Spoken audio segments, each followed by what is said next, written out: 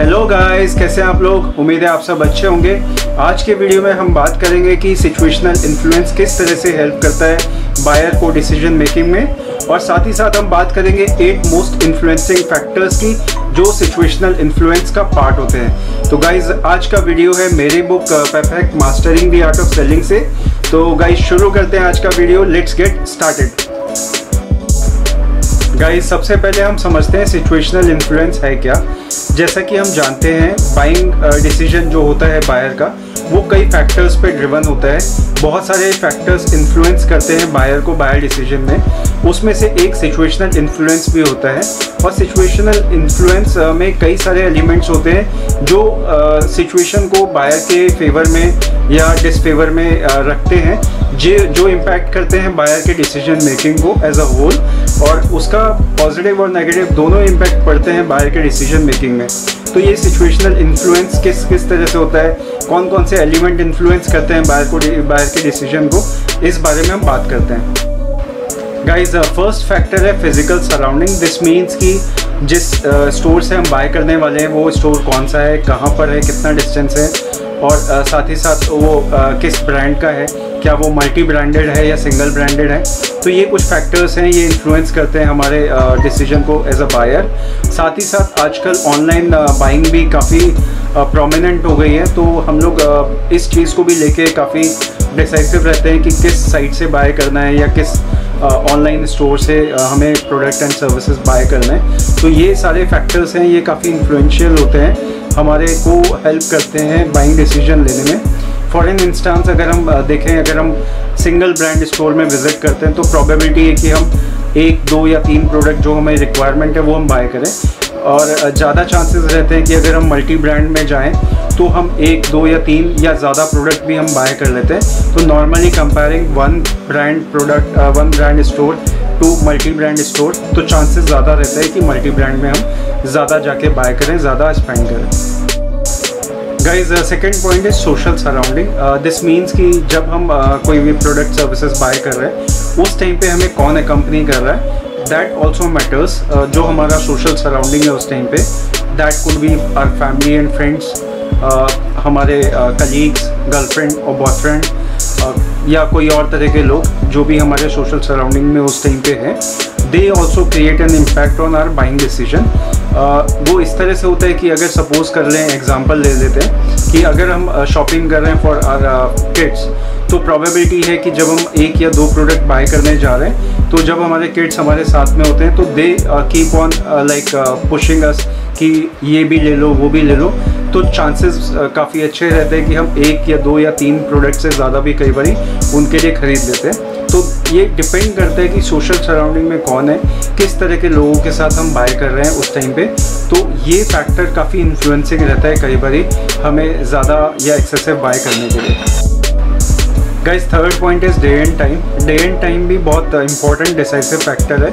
Day and time किस तरह से काम करता है, अगर हम एग्जांपल लेके देखें तो जो सैलरीड पीपल हैं उनके चांसेस ज़्यादा होते हैं सैलरी आने के बाद 1 हफ्ते 2 हफ्ते तक वो ज़्यादा स्पेंड करते हैं, ज़्यादा बाइंग करते हैं। सेम वे अगर उनकी सैलरी जब ख़त्म होने वाली होती है मंथ एंड पे, उस समय बहुत रेयर चांसेस होते हैं कि वो स्पेंड करें, और अगर वो स्पेंड करते भी हैं तो सिर्फ वो तब स्पेंड करते हैं जब उनको कोई प्रोडक्ट की एक्चुअल में नीड होती है या बहुत ज़्यादा नीड होती है। अगर हम टाइम की बात करें तो टाइम किस तरह से काम करता है, अगर हम मॉर्निंग आवर्स में जाते हैं शॉपिंग के लिए तो बहुत कम चांसेस होते हैं कि हम ज़्यादा शॉपिंग करें। सेम वे शाम को अगर हम शॉपिंग के लिए जाते हैं तो हम रिलैक्स होते हैं, हम फ्री होते हैं, उस टाइम पे हमारे पास कोई बर्डन नहीं होता किसी तरह का, तो उस टाइम पे टेंडेंसी ज़्यादा होती है कि लोग ज़्यादा बाय करते हैं। तो इसीलिए day and time also an influencing factor, काफ़ी हद तक हमारे माइंड सेट को इन्फ्लुएंस करता है डिसीजन मेकिंग में।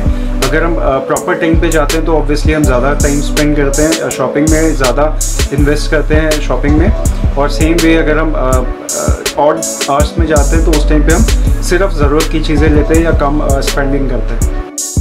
गाइस, फोर्थ पॉइंट है सोशल स्टेटस। सोशल स्टेटस भी काफ़ी हद तक डिसाइसिव फैक्टर रहता है, बाइंग को इन्फ्लुएंस करता है बहुत हद तक। अगर हम देखें तो people with high social status वो ज़्यादातर ऐसी चीज़ें बाय करते हैं जो कॉस्टली हो, साथ ही साथ वो वैल्यूएबल भी हो। अगर कोई भी ऐसी प्रोडक्ट जो होगा जिसमें वैल्यू ना उनको दिखाई दे, they will not buy it. But अगर कोई प्रोडक्ट है जिसमें वैल्यू है, कॉस्टली है, शो करता है हाई स्टेटस थिंग्स को, तो दे इमीडिएटली बाय दैट, क्योंकि उनके पास पेइंग कैपेसिटी ज़्यादा होती है, they hold higher social status, तो उनको बाइंग करते समय ज़्यादा डिसीजन में एफर्ट नहीं करना पड़ता। They only seek for goods with value. Guys, fifth point is nature of job और प्रोफेशन। इसका मतलब है कि अगर आपका जो जॉब है या आपका जो प्रोफेशन है वो बहुत बड़ा इन्फ्लुएंसिंग फैक्टर कई बार होता है आपके बाइंग डिसीजन में।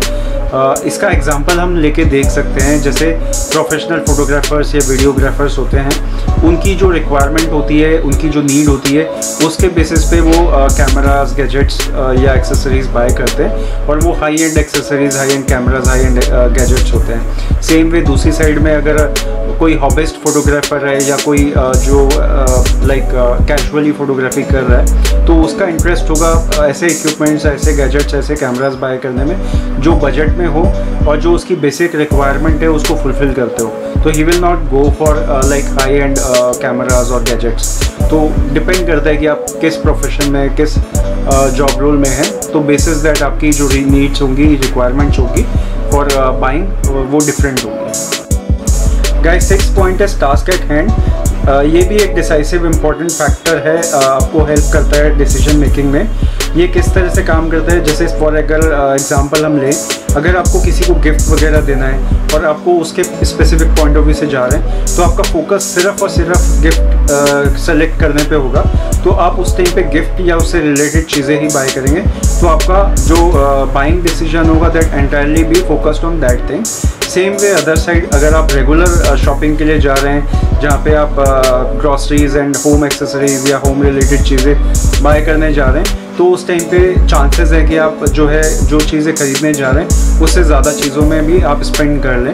तो डिपेंडिंग ऑन कि आपका टास्क क्या है, आपके किस फोकस एरिया के साथ में या किस फोकस पॉइंट के साथ आप जा रहे हैं शॉपिंग पे, वो भी डिपेंड करता है वो आपके बाइंग डिसीजन को।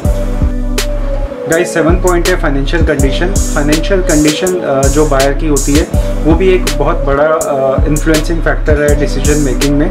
तो ये दो तरीके से यहाँ पे इम्पैक्ट क्रिएट करती है। पहला, आपकी खुद की पेइंग कैपेसिटी क्या है, साथ ही साथ आपकी लोन टेकिंग कैपेसिटी क्या है। तो कई बार ऐसा होता है कि हम जब गुड्स बाय करते हैं या कोई प्रोडक्ट सर्विसेज बाय करते हैं, तो हम कुछ पार्ट तो अपने खुद से इन्वेस्ट करते हैं और कुछ पार्ट हम लोन लेते हैं। फॉर एग्जांपल, अगर हम घर खरीदने जा रहे हैं, तो ये हमारा फैक्टर बहुत इन्फ्लुएंसिंग है घर खरीदने के लिए, कि हम खुद का अमाउंट कितना तक इन्वेस्ट कर सकते हैं और हम कितना लोन ले सकते हैं। तो डिपेंडिंग ऑन कि हमारा इनकम कितना है, इनकम के सोर्सेज क्या हैं, उस बेसिस पे लोन टेकिंग कैपेसिटी भी हमारी घटती या बढ़ती है। और हम किस तरह का घर लेना चाहते हैं उसके ऊपर भी हमारा जो डिसीजन मेकिंग है वो डिपेंड करता है। और ये सारे फैक्टर्स जो है बेसिकली इन्फ्लुएंस करते हैं फाइनेंस को, कि कितना फाइनेंस आपके खुद के पास है या कितना आप अरेंज कर सकते हैं। Guys, 8th and final point is mood to spend. This is one of the most influencing factor.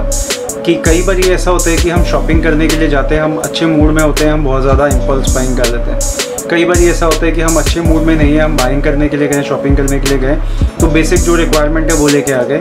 कई बार ऐसा भी हो सकता है कि हमारा मूड बिल्कुल अच्छा नहीं है, हम गए शॉपिंग करने के लिए पर हमने कुछ भी नहीं खरीदा। तो डिपेंडिंग ऑन मूड, जब हम बाय करने जा रहे हैं तो उस टाइम पे हमारा मूड अच्छा है, ख़राब है या मॉडरेट है, उसके ऊपर डिपेंड करता है कि हम कितनी बाइंग करेंगे, किस हिसाब से बाइंग करेंगे।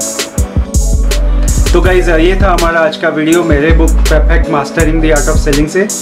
गाइज़, आज के वीडियो में हमने बात करी सिचुएशनल इन्फ्लुएंस के बारे में, किस तरह से सिचुएशनल इन्फ्लुएंस वर्क करता है, किस तरह से इन्फ्लुएंस करता है बायर के डिसीजन को। साथ ही साथ हमने बात करी 8 मोस्ट इम्पैक्टफुल फैक्टर्स के बारे में जो सिचुएशनल इन्फ्लुएंस को ड्राइव करते हैं। तो गाइज़, आज का वीडियो हम यहीं समाप्त करते हैं। मिलेंगे आपसे नेक्स्ट वीडियो में। तब तक के लिए इस वीडियो को लाइक करिए, शेयर करिए with your family and friends and subscribe करिए इस चैनल को। तो गाइज़, मिलते हैं नेक्स्ट वीडियो में। तब तक के लिए thanks, bye bye and take care.